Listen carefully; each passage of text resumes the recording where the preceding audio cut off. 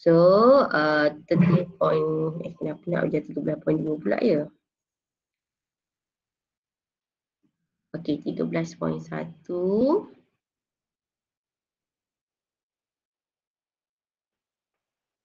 Okey. So kejutaan genetik dan organisma terubah suai genetik, GMO, genetically modified organism. Okey, kita kena tahu bahawa kita punya DNA manusia ada 46 kromosom. Okey, setiap kromosom tu membawa masing-masing punya DNA lah. Okey, so ni kromosom. Okey, setiap kromosom ni ada DNA dia. Okey, tapi tak semua DNA yang kita nak tu kita suka. Okey. Kita ada DNA tu kadang-kadang menyusahkan kita dan tak memberi efek lah pada kita. So apa yang kita buat melalui kejuruteraan genetik, genetically engineering ni, genetic engineering. So kita manipulatekan gene itu untuk mengubah suai genetik sesuatu organisma bagi membentuk kombinasi gene yang baharu. So kita ubah suai genetik yang kita belajar ni DNA ni, kita ubah suai sama ada kita potong yang kita belajar itu delay, inverse, translocation ataupun pengandaan semua. Okey. So organisma sama ada haiwan, tumbuhan ataupun mikroorganisma yang dihasilkan melalui teknologi DNA recombinant recombination DNA dalam bahasa Inggerisnya dikenali, okey, we call it as the organisma terubah suai genetik ataupun genetically modified organism dalam bahasa Inggerisnya genetically modified organism.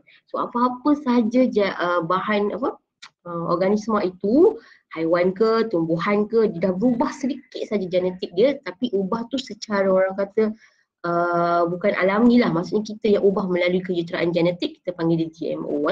So sebenarnya kelas dalam kita punya harian kita ni, cikgu sini nak beritahu saya, minta maaf. Okey, tak apa. Siapa-siapa boleh PM si siapa ke, Tuan Najiha ni kata dia tak, cikgu kata tak apa, dia tengok dia yang dah rekod Okey. Yang dah ubah sebenarnya dalam kehidupan kita hari-hari ni yang kita makan ni sebenarnya dah banyak benda yang dah ter-GMO, organisma yang dah ter-GMO lah. Contohnya yang paling dekat dengan kita adalah beras. So beras kita sebenarnya sudah di GMO supaya dia lebih cepat untuk keluarkan hasil. Alright. So jadi hari ni kita nak tengok adakah patut ataupun tak patut sebenarnya GMO ini diaplikasikan. Okey, so kejuruteraan genetik melibatkan pemindahan segmen DNA. So apa benda yang diubah? Kat sini dia hanya ubah DNA sahaja daripada satu organisma ke dalam organisma yang lain melalui teknologi DNA recombinant. So kalau tengok banyak cerita, contohnya macam cerita Starman ke ataupun sikit Avenger lah. Biasanya kalau perasan mesti benda tu akan bermula ataupun forensik kalau India bermula dekat dalam makmal. Di makmal itulah yang kita akan ubahkan DNA. Nanti kita akan tengok macam mana cara dia separatekan ataupun ambil DNA itu melalui teknologi DNA recombinant. Ini sangat menarik. Cikgu pernah buat satu lah, tapi cikgu guna pokok daun sahaja. Kita akan tengok susunan DNA dalam kromosom tu, sekecil-kecil kromosom tu dengan menggunakan teknik dan prosedur dalam teknologi DNA recombinant, ahli biologi dapat membina semula DNA atau genom, satu set DNA lengkap bagi sesuatu organisma. Masih lagi nombor, contoh biasanya kalau kita tengok, kita guna beras kan, beras dia punya nombor kromosom dalam 58 cikgu rasa, 58. Okay, kita hanya ubah DNA ni saja. Ni DNA DNA yang kita belajar double helix tu, tapi nombor dia masih 58. Tak ada apa yang berubah pada nombor kromosom. Okay? Masih lagi. Cuma kita bentukkan genom tu saja. Maksudnya susunan tu tadi. Kita ubah dia mungkin daripada A, C, G. Kita ubahlah A, T, C ke macam tu. Okay, so kita dapat satu istilah tadi, genetically modified organism ataupun organisma terubah suai genetik. Okay, apa yang dimaksudkan dengan GMO, dia ada DNA recombinant. Recombinant daripada siapa? DNA yang kita nak tadi Okey, melalui teknologi DNA recombinant, kombinasi gen yang baru dihasilkan dalam sesuatu organisma. So, memang GMO, DNA dia DNA yang baru taklah baru sangatlah, macam terubah suai lah. Okey, recombinant DNA kita panggil. So, organisma yang mengandungi DNA recombinant dikenali sebagai organisma transgenik. Kita panggil dia organisma transgenik. Okey. So ada banyak ni, kalau bahasa Inggeris pun transgenic organism. Sebenarnya ni semua dia translate dalam bahasa Melayu saja. Teknologi DNA recombinant saja, sorry. Macam tu je Okey, so GMO tu apa? Ada DNA recombinant. So kita panggil apa? Organisma transgenik Okey.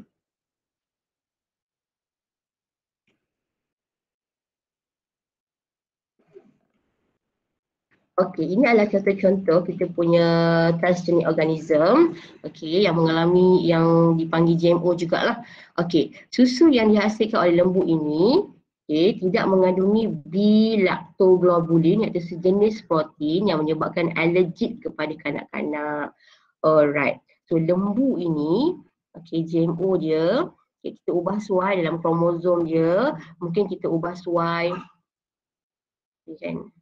Yang ni kita belajar yang DNA tadi, susunan base tadi, mungkin kita ubah suai sikit.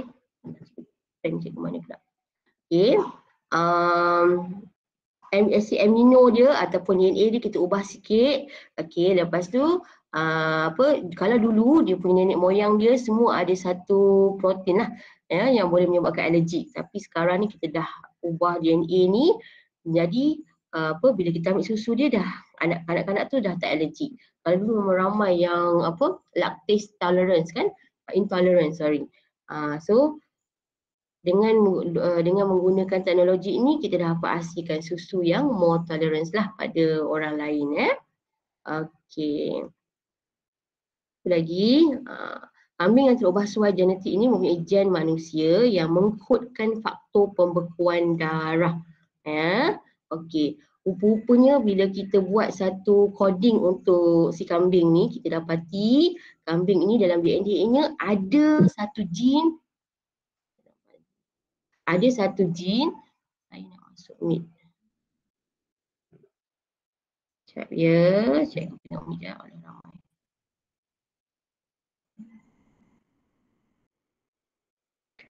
Okey, Azam dah ada belum? Azam.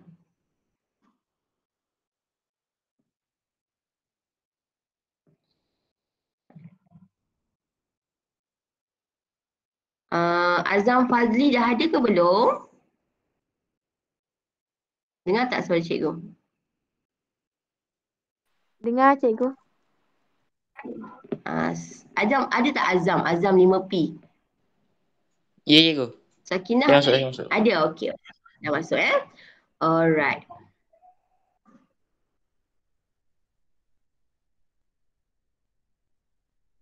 Cikgu terus Okey, so bila kita bentangkan balik DNA si kambing ini, kita tengok rupanya dia ada satu DNA untuk faktor pembekuan darah. Contoh paling jelas macam ni lah. Mungkin kambing macam tak best kan. Contoh macam babi lah. Babi punya DNA lebih kurang macam manusia punya DNA.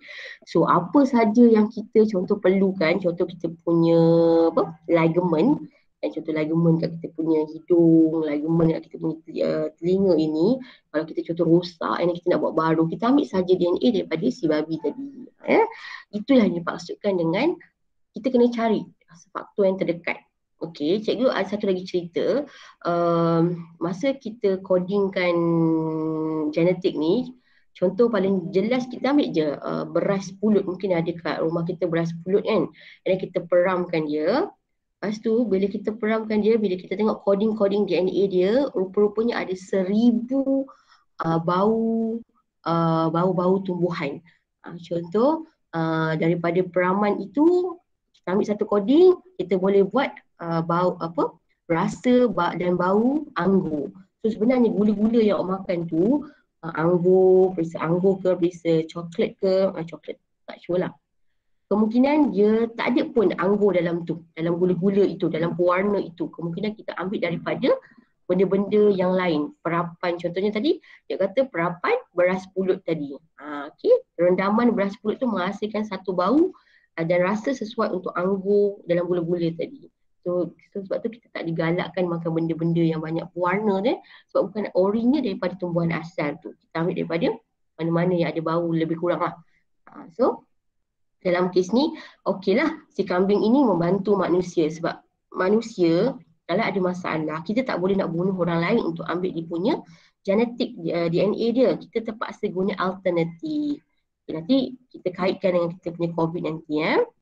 Okey, faktor pembukaan darah ini boleh diperoleh daripada susu kambing tersebut serta ditulinkan dan digunakan untuk merawat pesakit hemofilia. So kita tahu hemofilia ni darah dia susah untuk membeku. So dia kena ada faktor 4 kita panggil ya. So rupanya faktor 4 itu ada di dalam kambing. Okey. So makanan yang terubah suai pula kita panggil GMF. Okey, food modified genetically. Okey, inilah yang paling banyak cikgu rasa semua orang makan. Okey, memang tak boleh nak elak. Okey, teknologi dia kenapa nak elak pula kan? Selagi benda tu tak memberi efek kepada badan kita dan kita boleh jadikan dia nutrisi, kita gunakan je lah. Tapi kalau dia memberi efek pada kita, mungkin nanti kan kelahiran seterusnya anak kita dah berupa lembu tadi. So kita kena buat sesuatu lah macam tu ya. Okey. So teknologi DNA recombinant ini telah berjaya menghasilkan banyak tanaman, padi, kelapa, sawit. Mungkin awak pernah dengar lah jagung madu, apa lagi, nenas madu, apapun perkataan madu kat belakang itu sebenarnya adalah GMF ya. Okey. Jagung, kacang soya, memang betul lah cikgu ni pun adalah zaman yang mengalami, dulu-dulu masa cikgu kecil-kecil, cikgu rasa susu sekarang, susu kalau buat yogurt ke, buat dadih tu cikgu tak suka. Cikgu tak boleh nak makan. Walaupun masa kecil-kecil kita minum susu tapi bila cikgu dah besar ini, cikgu sangat suka yogurt, sangat suka dadih ke apa, sebab rupanya susu itu sudah di GMF kan dia dah diubah suai. Macam itulah. Sama juga jagung. Nanti kita tengok jagung dulu dengan jagung sekarang ya. Okey. Ataupun satu lagi words dia hybrid lah. Contohnya dia cerita kat Netflix kan, Sweet Tooth kan. Itu kisah hybrid lah, boleh tengok GMO di situ GMO dan GMF di situ. Alright. And then serta ternakan ikan salmon, lembu, kambing. Yang ikan salmon ni benda baru dalam silibus kita. Cikgu pun baru tahu. Rupa-rupanya salmon yang kita ambil hari ini bukanlah salmon yang ori, bukan salmon liar. Rupanya salmon liar tu boleh mencapai harga berpuluh ribu macam tu. Okey, makanan yang terubah suai GMF mempunyai DNA daripada spesies tumbuhan ataupun haiwan yang lain. Pengambilan GMF oleh manusia berkemungkinan saja dapat membawa pelbagai implikasi yang masih belum diketahui terhadap kesihatan. Ini baru-baru ni tahun lepas keluar soalan SPM, dia tanya pasal GMF. Tu ramai kawan-kawan bagi jawapan, abang-abang bagi jawapan ni cikgu share pada awak saja sebab dia sulit. Dia bagi jawapan menyebabkan orang itu kena kanser. So kita reject jawapan tu. Sebabnya belum lagi terbukti tak ada satu pun projek paper yang mengatakan awak kanser disebabkan oleh GMF. Ambil beras tu banyak sebabkan kanser. No, belum lagi tak ada. Right? Okay, tak ada bukti lah. And then, so this one lah ciri-ciri makanan terubah suai GMF tadi untuk apa? Pertama sekali kita nak rintang terhadap herbicide. Okay, dulu-dulu macam setakat satu ladang tu kena macam herbicide, macam makhluk perosak biasa. Habis, rosak kan. Dah lah ada masalah banjir, kemarau, ada pula herbicide. So kita buat GMF ni supaya tak ada dah masalah itu. Okay. Dan rintang terhadap penyakit, macam-macam lah. Tumbuhan pun ada penyakit dia. And then dengan haiwan contohnya kalau lembu macam pernah dengar tak penyakit kuku, tangan, kaki tu kan. So sekarang kita tengah nak build up balik genetik tadi And then kegunaan dalam bidang perubatan, toleransi terhadap logam berat, kalau boleh sebab makin kita dah gali tanah untuk pertanian, makinlah banyak logam-logam berat yang akan keluar. So itu sangat mengganggu kita punya tanaman, especially tanaman lah. So kita reka JMF ini untuk dia tolerance ya. Dia macam tak mau logam berat tu ya. And then rintang terhadap serangan serangga. Okay. Ini kebaikan GMF, okey, mengatasi masalah bekalan makanan lah. Contoh yang cikgu cakap tadi, padi, dalam melalui tradisionalnya setahun 2 kali boleh dapat padi. Tapi melalui GMF ini kita dah boleh tuai padi dalam setahun mungkin 3 ataupun 4 kali. Okey, so kos penghasilan dia mungkin rendah lah, mungkin rendah. Kita pun tak sure. Kalau pertama kali mungkin mahal, tapi bila dah banyak kali buat, dah tahu teknologi dia, makin lama makin rendah lah kan. And then kita boleh meningkatkan kandungan nutrisi tanaman ya. Ini pun sama dalam padi kita dah try masukkan contoh nutrisi dia senang saja, vitamin C ya. So kena ingat sebenarnya awak punya nasi awak makan tu sebenarnya ada vitamin C sebenarnya. Okay. And then kalau perasan nasi dia orang makan menyebabkan awak sedikit mengantuk dan cepat kenyang. Okay. Adalah benda-benda GMF yang kita gunalah beras yang sesuai ya. And then mengurangkan masalah serangga dalam penanaman tumbuhan. And then tadi mengurangkan penggunaan pestisida. Kita tak mau dah guna baja perosak. Kalau boleh kita nak tumbuhan tu sendiri rintang terhadap apa-apa serangga atau apa-apa perosak lah ya. And then hasil yang banyak menyebabkan harga makanan lebih murah dan mudah didapati ya. So kalau kos pengeluaran dia rendah, and then kita punya hasil pun rendah. Ini salah satu sebab kenapa awak kena belajar GMO ini, supaya satu hari nanti awak yang akan mengeluarkan produk ini sendiri. Kita dah tak nak bergantung kepada negara-negara luar. Contoh yang dekat, bawang merah kita pun kita terpaksa bergantung pada India kan. Padahal kita boleh hasilkan sendiri. Macam itulah. Keburukan GMF pula, disadvantages of GMF, spesies menjadi akan terancam lah. Terdapat kemungkinan kecil untuk gen yang dimasukkan dalam GMF dipindahkan kepada manusia, contohnya gen rintang antibiotik. Ini baru sikit, tapi belum lagi ada kajian yang spesifik. Dan kesihatan manusia mungkin terjejas dan kandungan genetik manusia mungkin terjejas. Kita tengok. Haikal dah masuk belum? Haikal 5S kan? Ya. Ada tak Haikal? Okey. Syamiza bagi tahu Haikal tu 5S. Tapi Haikal sendiri dah masuk ke belum? Kena buat email. Dia dah ada cikgu, mic dia rosak. Oh, dah ada. Okey, thank you. Alright. Okey, cikgu sambung Okey, inilah yang cikgu cakap tadi. Okey, 2 ni tadi. Terdapat kemungkinan kecil tadi, kesihatan manusia tadi belum lagi ada result yang khusus lah. Tak ada pun sebut macam sebab makan banyak beras ni lah sakit. Okey, sebab makan banyak ayam antibiotik ni lah kanser. Baru kemungkinan sahaja. Mungkin betul tapi tak sure lagi lah. Okey, kita tengok kat sini. Alright, apa gen-gen yang kita dah ubah suai? Okey, contoh dalam jagung kita. Okey, kita masukkan sedikit gen daripada bakteria Bacillus thuringiensis. Bacillus berarti dia berbentuk root lah. Okey, and then Bacillus thuringiensis ni, thuringiensis ni maksudnya dia ada kebaikan untuk macam dia boleh larutkan enzim serangga ni. Macam ni So automatik lah jagung tadi, serangga tak suka dekat dengan jagung sebab ada gen yang kita masukkan dalam jagung ni tadi. Alright. Yang kedua, inilah maksud dia salmon asal. Okey, salmon asal begini. Yang bawah ni And then dia kan kita tahu kan salmon ni dia kalau nak dah menetas, dia akan pergi ke hilir ke hulu kan untuk dia mengawan and then dia nak bertelur lah macam tu. Tapi mengambil masa dalam 3 tahun jugalah. Tapi dah lambat lah kita nak proses tu kan. So kita hasilkan sendiri super salmon kita ini, tapi dah luluslah dengan FDA.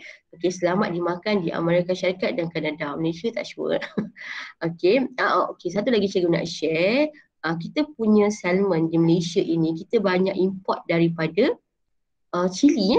Okey, Chili. Alright, gen hormon pertumbuhan daripada ikan salmon Chinook dimasukkan ke dalam genom ikan salmon Atlantik. Dengan ini ikan salmon Atlantik membesar dengan lebih cepat, iaitu super salmon dapat dihasilkan sepanjang tahun bila-bila masa sekalipun. So sebenarnya kita tak pernah, cikgu sendiri lah, cikgu pun tak pernah rasa the real salmon, yang salmon liar itu. Sebab sebenarnya kita makan salmon ini adalah salmon daripada inilah daripada yang dah terubah suai, GMO salmon, GMF salmon. Kalau makanan GMF, ingat Okey, tapi dalam masa sama dia pun GMO juga. Okey, ini adalah potato. Okey, potato ni cikgu suka tunjuk. Kalau cikgu buka yang bahasa Inggeris. Alright. Ni sebenarnya gambar ni ada buku teks awak kan, tapi dalam slide ni yang bahasa Inggeris tak ada pula. Okay, this one Okay, kalau kita tengok, okay, potatoes yang dihasilkan sewaktu musim sejuk, dia akan jadi begini. Okay, so kita tak puas hati lah kan. Okay. So, apa yang kita buat, okay, potato ni memang sensitif dengan suhu yang rendah sebab kita tak taruh pun dalam peti ais. Kita letak di luar sahaja suhu bilik. Okay, and a gene from Arabidopsis sp plant which enables the plants to tolerate. Arabidopsis ni satu pokok lain. Okay, gene dia macam agak kuat rintangan kepada suhu. Okay, so kita masukkan dalam potato genome to create a genetically modified potato that can grow well in this one. Okay. So kalau perasan sekarang ni dalam pasaran kat Malaysia saja, cikgu tengok ada dua je jenis potato yang kita makan. Sama ada potato yang agak kampung sikit kecil ataupun potato yang macam besar tu, potato Russell, cikgu tak sure. Okay. Kalau perasan potato kampung ni sedikit manis. Kalau perasan satu lagi potato tadi yang cikgu kata yang besar tadi, dia tak berapa manis. Kemungkinan kanji dia sudah dibuang. Itu pun GMF, kita dah ubah suai. Kita tak mau potato ni terlebih kanji. Gemuk kalau kanji banyak kan. Karbohidrat banyak, starch banyak. Macam tu. Alright. Kita pergi bahasa Melayu. Boleh je belajar bahasa Melayu ke bahasa Inggeris sebab semua ni telah ditranslate. Istilah dia ada istilah bahasa Inggeris tapi kita translate dalam bahasa Melayu. Tak banyak sangatlah beza dia. Okey, yang ketiganya kita tahu ramai sekarang orang diabetes mellitus. So, orang diabetes mellitus untuk mengawal dia punya gula dia mesti gunakan insulin. Okey. So, insulin dalam badan kita, ni maksud cikgu, kita tak boleh ambil insulin mak ayah kita. Kita tak boleh ambil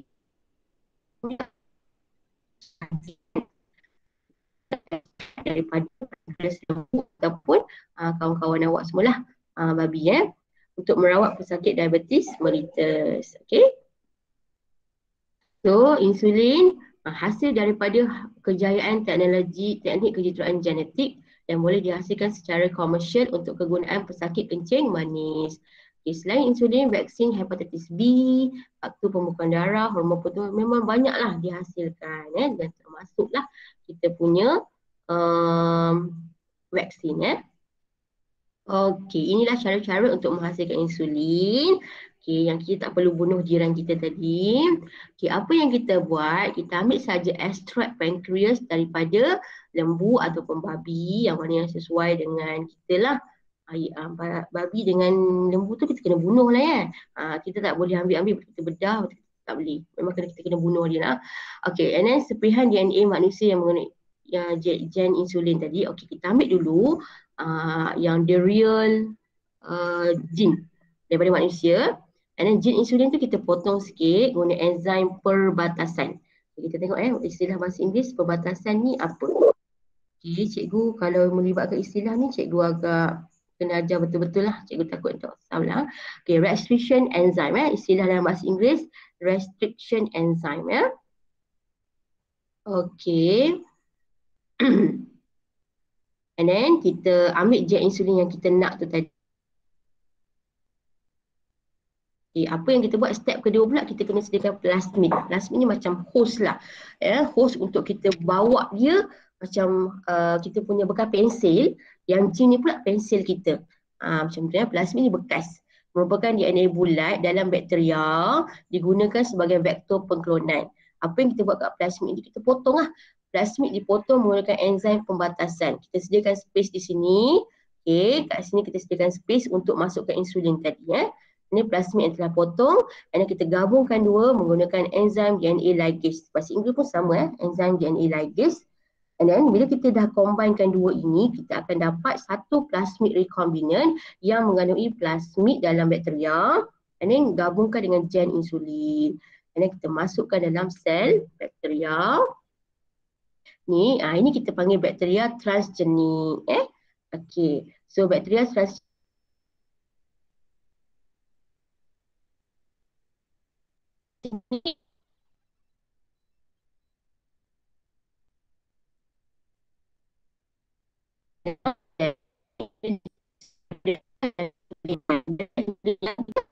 dalam badan tadi.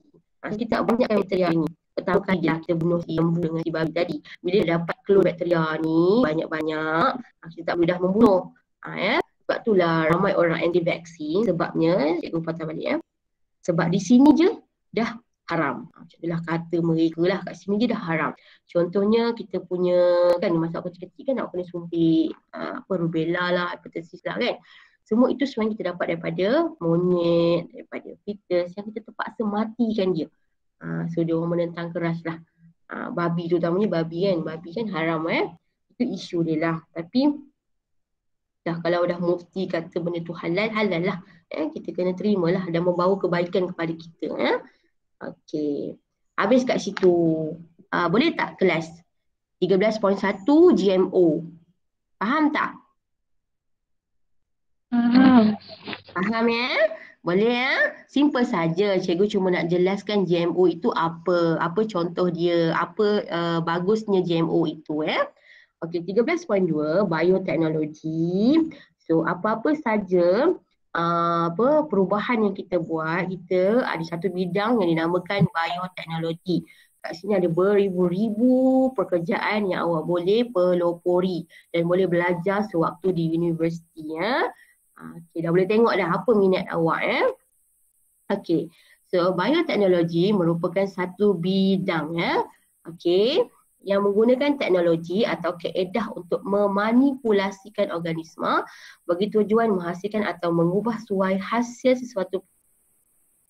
Okay, so kena ingat tidak semua DNA dalam organisma ataupun badan kita yang kita suka, kita kena ubah dia. Okay, bioteknologi bertujuan untuk meningkatkan mutu hasil keluaran ternakan ataupun tanaman serta membangunkan penggunaan mikroorganisma bagi sesuatu tujuan yang khusus. So, at the end, our purpose is to develop our using of the microorganisma for some new thing some yang bagus Sebab tu dulu kita ada pameran dekat Maib sekarang, Maib yang ramai orang COVID kat situ. Dulu kita ada pameran daripada Mardi kan. Kat situ kita kumpulkan semua apa benda GMO yang ada kat situ. Daripada jauh kita boleh nampak dah lembu sebesar 150 kg. Ada macam padang, ada macam besar macam tu. Sekarang dah tak ada. Okay, so impact besarnya virus ini satunya adalah biotek lah. Kita tak boleh nak develop kita punya genetik sebab genetik manusia dah berubah sekali lagi disebabkan oleh virus ini Jadi kita kena fikir lagi. Satu kos untuk ubah genetik sangat orang kata memakan kos lah berjuta-juta. Tiba-tiba tak jadi. Kena buat lain, berjuta lagi. Macam itulah Okey. Oleh sebab biotek melibatkan pelbagai disiplin sains, maka setiap aktiviti yang melibatkan penggunaan organisma untuk sesuatu kepentingan telah dibezakan mengikut warna-warna tertentu. Okay, so ini yang cikgu kata ni. Okay, ada 10 jenis aktiviti. Kat dalam 10 jenis aktiviti ni ada beribu lagi bidang yang kita boleh explore pekerjaan ya. So kat sini kita more to bioteknologi hijau, putih, kuning dan biru. Ini adalah main course of bioteknologi. Okay, inilah yang dimaksudkan. Alright. So ada 10 ya, 10. Kalau perasan, kat mana awak akan jumpa gambar-gambar ini, awak akan tengok dekat makanan awak. Dekat pembungkusan makanan. Okay. Cikgu pernah pergi mana? Mekah cikgu rasa kot. Dekat sini cikgu akan tengok kat sini.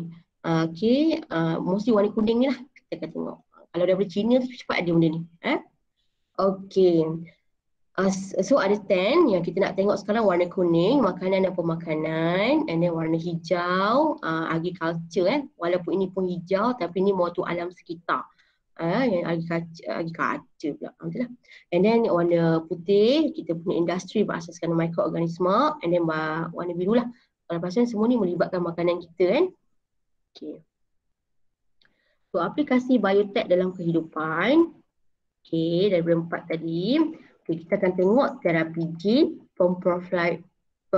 profiling DNA, and then penghasilan tumbuhan bertoleransi serangga perosak, and then pembersihan tumpahan minyak. 4 ni sangatlah penting dalam hidup kita. Kita ambil 4 je lah. Sebenarnya ada beribu-ribu. Okay, terapi gene, kita nak rawat atau cegah sesuatu penyakit genetik. Contoh kita dah belajar kan daripada mutasi genetik tadi, kita dapat sakit sis, dapat hemofilia, dapat apa lagi, buta warna.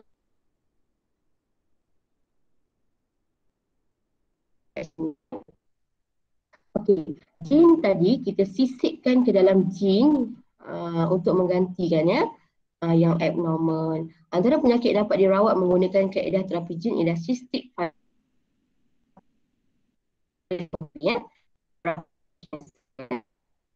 Je kat sini, and then gene tu itu dinamakan gene therapy.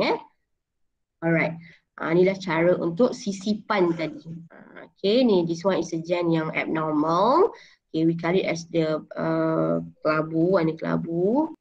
Okay. And then kita masukkan gene yang okay, yang normal, menggunakan virus lah. And then kita akan berfungsi secara normal. Okay. Okay, the second one is profiling DNA. Bahasa Melayunya profiling DNA. Okay. Ialah teknik forensik. Ni best kan, macam CIA itu untuk mengenal pasti individu yang berdasarkan DNA mereka. Siapa? Hal ini dikatakan kerana DNA adalah unik bagi setiap orang kecuali kembar seiras. Okay, kembar seiras walaupun DNA dia unik, lebih kurang sama, tapi ada juga satu yang akan membezakan mereka. Especially tak berjari lah kelas Okay. Set DNA juga adalah tak sempat baca. Dah berbeza daripada DNA haiwan.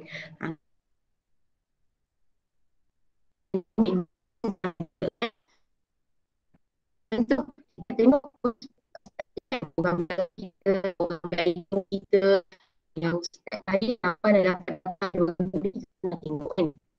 Okay. Tengok apa tujuan. Okay, dengan menggunakan sampel DNA yang diekstrak daripada darah, air mani ataupun kulit, seseorang individu itu dapat dikenal pasti. Okay, proses profilan DNA ini telah dicipta oleh Sir Alex Jeffreys. Awak boleh tengok gambar dekat dalam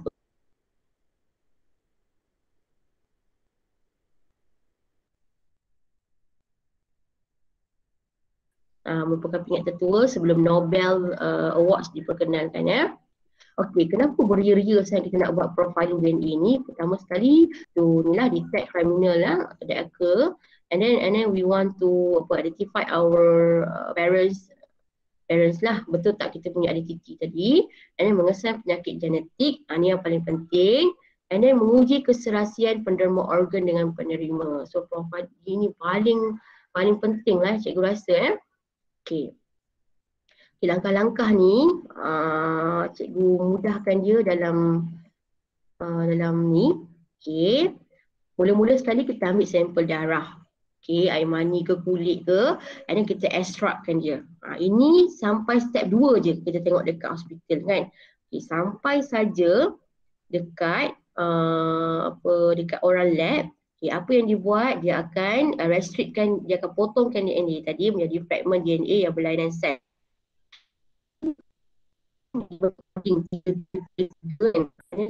Beza. Potongkan dulu, dan kita akan sediakan satu prop radioaktif. Satu slice, nanti saya akan tunjuk gambar. Dan kita taruhkan filem X-ray dalam membran nylon itu.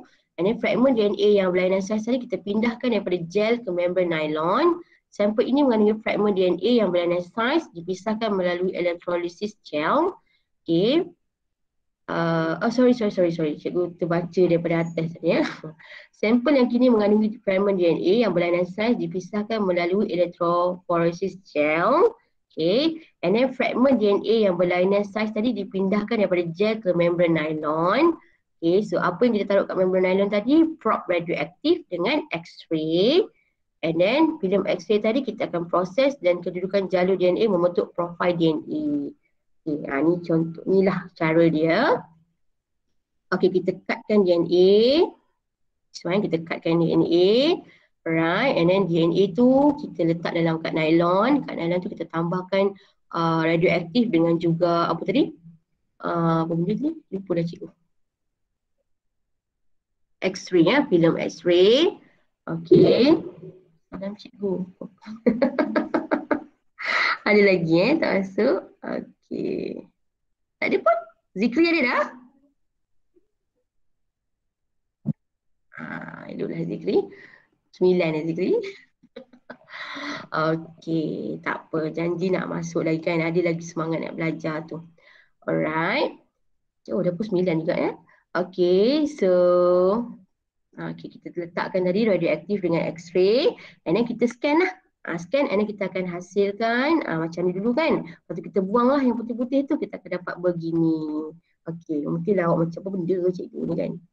Okey, ini ya. Berdasarkan profil, cuba kita fikir bijak fikir nama dia.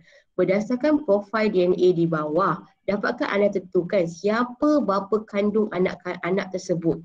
Daripada fragment DNA yang kita dah potong tadi kan. Okey. Ni anak. Ibulah, ibu warna purple. Anak ada warna purple dengan merah. Bapa satu, bapa dua. Siapa bapa anak itu? Kita tengok yang first fragment. Oh, dia ikut ibu. Okay. Second fragment. Dia memang tak ada lah. Okay. Anak ni tak ada. Third fragment. Ada warna merah di third. Bapa satu ada. Bapa dua tak ada. Okay. Kita tengok yang keempat. Okay. Anak dia ada. Mak dia memang tak ada lah. Dan kita tengok bapa satu ada. Bapa dua tak ada. Okay, kita tengok yang ni pula. Anak ni tak ada. Bapa ada. Okay, yang warna purple ikut mak. Kita tengok lagi merah yang seterusnya. Fragment merah. Bapa satu ada, bapa dua ada. Okay, yang ni kita tengok. Merah yang ni kita tengok. Bapa satu ada, bapa dua tak ada. So, 90% kemungkinan dia adalah anak kepada bapa dia adalah bapa satu. Inilah cara DNA ya. Kita akan kira lah lepas tu berapa persen dia dapat, 90% ke 80% ke. So dia dikatakan sama DNA bila bacaannya adalah 98 kot juga ke atas ya. So kalau awak tak yakin dengan ibu bapa awak, bolehlah buat DNA ni. Okay. Alright. Okay, tapi kita jangan tengok itu sahaja ya. Kita nak tengok benda lain selain daripada dua tadi, criminal dan juga identify our parents. Kita nak tengok penghasilan tumbuhan yang bertoleransi serangga perosak. Okey, contohnya penggunaan baka kapas tebal yang bertoleransi kepada ulat perosak kapas, contohnya kapas BT di ladang-ladang kapas telah mengurangkan penggunaan racun perosak. Okey, tanaman BT disuntik dengan gen daripada Bacillus thuringiensis tadi. Okey, and then menjimatkan kos racun perosak Okey, selanjutnya berjagung. Inilah kelas kapas biasa macam serangga boleh serang kan, tapi dengan kapas BT yang bertebal begini, okay, bila kita masukkan Bacillus thuringiensis tadi, dia akan mengeluarkan toksin BT. So automatic toksin tadi mengganggu sistem penjenayaan serangga perosak. So serangga perosak tu akan mati lah, asal hinggap je nak makan mati macam tu Sama juga kita gunakan dekat jagung PT ya. Inilah jagung biasa zaman dulu-dulu. Kau rebus macam mana pun tetap bentuk dia kelepek macam ni kan. Dia tak gebu macam jagung sekarang Alright, and then the most important satu lagi adalah pembersihan tumpahan minyak. Okay, kalau dulu bila minyak ni tersebar sahaja, kita macam mengambil masa bertahun-tahun jugalah untuk kita bersihkan. Dan yang paling penting kita tak mau dia tersebar dekat tempat lain. Apa kita buat? Kita akan buat satu macam jaring. Jaring ni kita tak mau dia tersebar.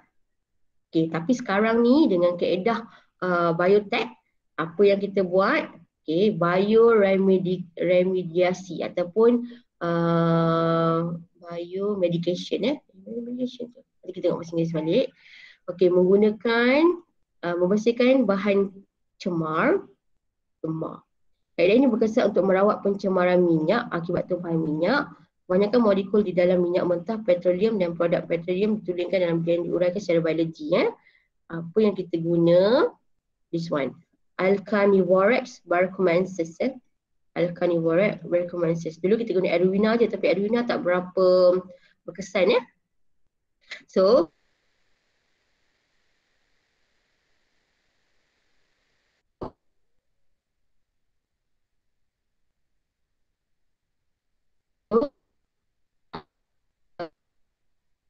ni dia menjadi tenaga. Kita pun nak untung sekali. Yang sama laut kan bersih. Tapi kita memang tak boleh mencemarkan laut sebab alkanivorex ini pun mengambil masa juga. Waktu tumpahan minyak ni of course lah, matahari memang tak boleh masuk. Bila tak boleh masuk, kita punya phytoplankton akan mati. So automatik zooplankton tak boleh berfungsi, rantai makanan kita, ikan kecil mati, ikan besar mati, macam tu Okay. So kepentingan biotech, biotech telah berkembang pesat. So bidak ini memberikan sumbangan lah. So cikgu sangat-sangat berharap awak adalah salah seorang penyumbang kepada biotech ini cuba untuk ke depan lah. Sekarang ni setiap jabatan contoh jabatan lembaga tanah ada dah biotech dalam lembaga itu. So kita bolehlah apply kita punya ilmu di situ. Contoh jabatan padi dah ada dah biotech dekat situ. Okey. So kepentingan biologi pula biotech. So kita mengharapkan kita pertanian, perindustrian, pemakanan, perubatan ni semua dah ke depan setanding dengan negara-negara seperti China, negara seperti Brazil kita dah ke depan. Kita sama-sama, kita dah tak mau jadi orang yang menerima sahaja, kita nak jadi orang yang menyumbang juga. Macam tu Okey, kepentingan biologi, teknologi membantu mengembangkan ekonomi. Sebab kita tahu biotech ni juga akan mengembangkan ekonomi kita. Okey, contoh dia macam panjang pula hari ni sian awak. Okey, baka tenakan dan tanaman lah. Contoh cikgu tadi dengan kaedah culture tissue dan teknik pengklonan, kita boleh hasilkan baka padi lah. Baka padi yang banyak dan cepat. Okey, so penggunaan hormon pun membolehkan haiwan cepat membesar dan matang. Contohnya kita punya kambing bor tu, dia dah lah cepat dan besar matang kan. Lepas tu kalau perasan kambing biri-biri daging ni lebih lembut berbanding dengan daging dulu.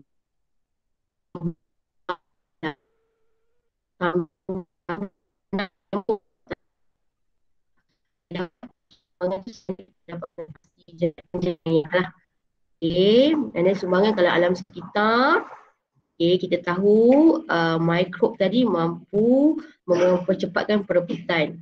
Dan dia mampu menguraikan najis. Ini terutamanya kita tahu kita keluarkan najis je. Siapa yang uraikan kita tak pernah ambil tahu.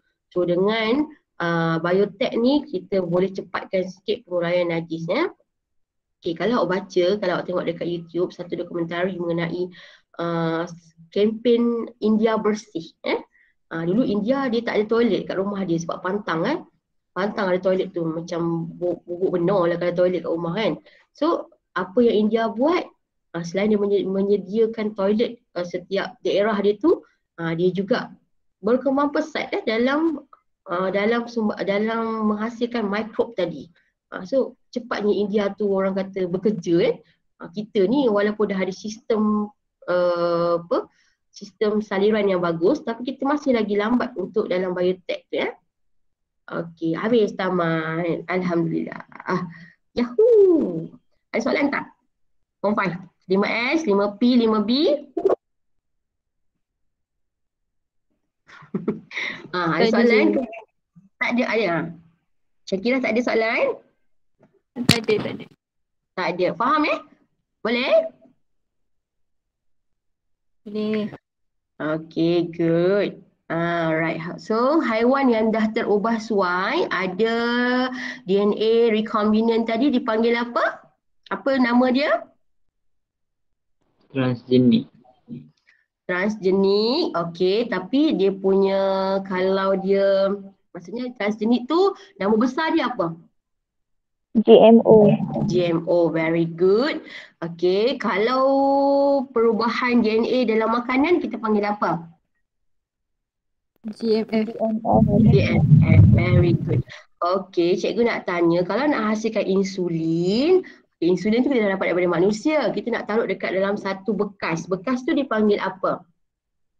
Kita nak insert je insulin tu. Bekas tu dipanggil apa? Plasmid, very good. Okay.